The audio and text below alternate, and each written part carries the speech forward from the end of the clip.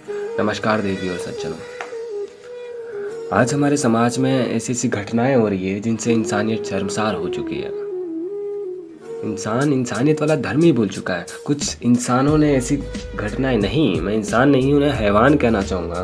कुछ हैवानों ने ऐसी घटनाओं को अंजाम दिया है जिससे आज देश की बेटियों का सम्मान खतरे में आ गया है, उनका गौरव खतरे में आ गया है और हमारे देश के ऊपर कलंक लगा है कुछ हैवानों की वजह से। इस पर मैंने चंद लाइनें लिखी है, वो आपके समक्ष प्रस्तुत करना चाहूँगा। कृपया ध्यान से सुनिएगा। आज इंसान इंसान नहीं रहा, जिंदा देश की बेटियों का सम्मान नहीं रहा। एक और हो गई घटना दरिंदगी की आज फिर, लगता है देश के लोगों में अब ईमान नहीं रहा। अब क्या उम्मीद करूं इंसानों से, इंसान के रूप में बहरूप ये हैवानों से। पर बचाई थी लाज द्रौपदी की जिसने, शायद ब्रह्मांड में अब वो भगवान नहीं रहा। आज फिर इंसानों ने हैवानियत का चेहरा दिखाया है, देश की बेटियों का सम्मान गिराया है। कुछ दरिंदों के काले चेहरों ने आज पूरे हिंदुस्तान पर कलंक लगाया। माँ ने रखकर कोख में 9 महीने, कितनी मशक्कत से एक जान को बनाया होगा। अपना पेट काट कर एक कली को फूल बनाया होगा। कुछ दूरी पर थी माँ, सुन ना सकी चीखें अपनी बेटी की कमजोर कानों की वजह से। आखिर उन कानों पर एक माँ ने कितना अफसोस जताया होगा। थे देखे सपने जिसकी डोली अपने कंधों पर उठाने के, कैसे एक बाप ने उसकी अर्थी को अपने कंधों पर उठाया होगा। वो फूल सी बच्ची कितना चिल्लाई होगी, मदद के लिए कितनों को आवाज लगाई होगी। आखिर किस तरह एक माँ ने बेटी के अरमानों की चिता जलाई होगी। सोचकर तुम्हारा भी ये अनहोनी दिल दहल जाता होगा। आंखों में वो हैवानियत का मंजर नजर आता होगा।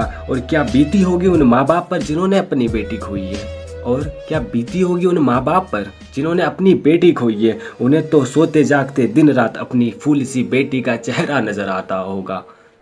क्या बेटियों की सांसों के धागे इतने कच्चे हैं, युवाओं के इस यौवन से तो बचपन अच्छे हैं। और अगर ये है युवाओं के यौवन का असली चेहरा, तो माफ करना हमारे युवा नामर्द ही अच्छे हैं। माफ करना अगर मेरे शब्द गलत लगे, लेकिन मेरी भावनाएं गलत नहीं है। ऐसी घटनाएं सुनने के बाद आक्रोश के अलावा और कुछ नहीं निकलता है। अब इन हैवानों को जहन्नुम तक पहुंचाना होगा। इन्हें इन्हीं की हैवानियत से रूबरू करवाना होगा। अब नहीं आएंगे श्री कृष्ण गोविंद द्रौपदी की लाज बचाने। हमें मिलकर ही भरे बाजार इन्हें सूली पर लटकाना होगा। तो मेरी अगली लाइनें देश की बेटियों को समर्पित है, जो अपनी नारी शक्ति से क्या कुछ नहीं कर सकती है। तो ध्यान से सुनना। तुम्हें खुद को सतयुग की लक्ष्मी नहीं, कलयुग की काली बनाना होगा। नारी शक्ति का असली चेहरा इन हैवानों को दिखाना होगा। और जेब में रखकर चलो माचिस तुम, क्योंकि ऐसे नहीं रुकेंगे ये दुष्कर्म। तुम्हें इन हैवानों को बीच चौराहे पर जिंदा जलाना होगा।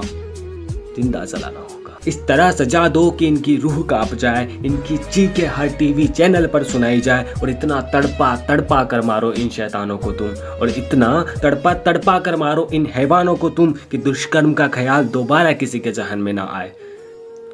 हम फालतू की बातों पर तो राय का पहाड़ बना देते हैं, लेकिन जब किसी बेटी के सम्मान के बारे में कुछ बोलना होता है ना, तो हमारे पैर ऑटोमेटिक पीछे चले जाते हैं, हमारे मुंह पे ताले लग जाते हैं। तो इसके लिए 4 लाइनें मैं पेश करना चाहूँगा कि जाति धर्म के नाम पर हम रोज